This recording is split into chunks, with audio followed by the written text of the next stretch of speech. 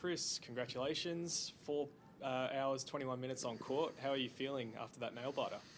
Yeah, feeling unreal, amazing feeling. I've had so many good memories on that court, but I've just added another one. In the room, thanks. Mark. Congratulations. Take us through the moment where you serve for the match, he breaks your back. What's happening after that many hours and you feel like you've had an opportunity to sort of slip through your fingers? Yeah, I was super confident I was just going to serve it out. I started finding my rhythm, my serve. The wind died down. That mucked me up earlier, but I felt like I had good rhythm on my serve. But he jagged back a break. So then I had to go again. But I played a really good game to break back, and then I got a second opportunity to serve it out, and I somehow did it, even though I faced a break point. You jump in. How important is it, Chris, to play a Sunday match? Now you've got a couple more days to recover for that second round match. If I went down today, it's not the best feeling going down on a Sunday. But now that I got through, it's huge. Get a couple of days. I'm good to go second round. It doesn't get any easier, does it? You seen the draw? I got told. Usually don't look at the draw, but I got told before who I potentially have to play. So it's tough, but I mean I'm playing well. What does it mean for their confidence? You're able to absorb those pressure moments and fight back. Yeah, huge. I was talking to my coach after the match, and I've had towards the end of last year had a lot of tight matches that I lost, and then I lost a tight one up in Brisbane against Popperin, and to get through that tight one in a bigger tournament and with that kind of atmosphere, it's huge. And obviously, it's your first five set win in an ATP match. How does it feel to be able to go the distance and get the win in the end? I think I've lost a couple, maybe.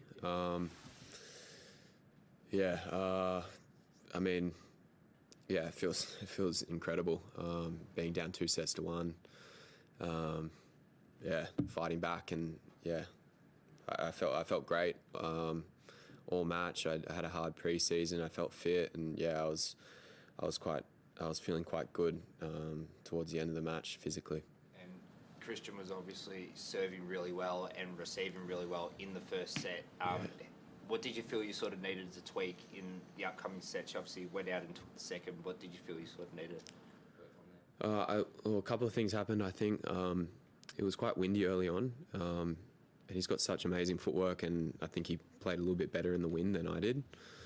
And I was struggling just to, get set and hit quality shots. It's quite swirly in that court. It didn't come from one direction. And then also, I dropped back as the match went on and played more clay courty type tennis. I think that helped me a little bit. So.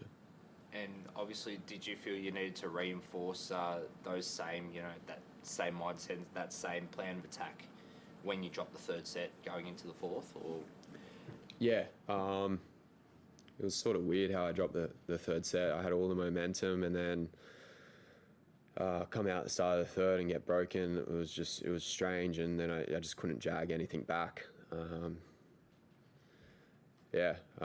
then I really started to get on a roll at that point after the third set. Chris, how does this stack up to the Diego Schwartzman win a couple of years back? Obviously that was a big result for you, made I think the third round, but I haven't seen you that animated after a match before. You seemed really... That one felt a lot better. Cristian's been he's been an unbelievable player. I think he maybe even been in the top 20 at one point. But doing it over 5 sets, it just feels a little bit better, even though it's tougher. It was more straightforward against Diego a couple of years ago, but it felt awesome out there. Do you ever give yourself a moment to actually think about how far you've come in your career? You've been sitting in the top 100 now since I think 2022. you've really established yourself, and you go back to, you ever think back to those times when you're grinding away on the Futures Tour and trying to make ends meet? Yeah, I literally think about it every day, to be honest. Yeah, it's pretty amazing feeling, like, playing all those tournaments or being injured or being back home, and now I'm having moments like this. It's crazy. You probably just expect it of yourself now, don't you? You feel like you've got that belief and confidence that you can compete with these guys. Yeah, because I've had a lot of time off, and I've kicked on a bit later in my career. I feel like I'm actually young, even though I'm 29, turning 30 this year, and there's so many guys that are doing well in their 30s, hitting career highs. So, yeah, I've got plenty more years to come, I think. Chris, what does the recovery process look like for you? Obviously, playing 5 sets, obviously a tough battle with Cristian. So what does, the process look like the next couple of days to prepare for your second round match? Yeah, I've already had an ice bath. I'm going to have some treatment after this, and probably won't practice tomorrow. I'll get more treatment, just, do everything I can, massage.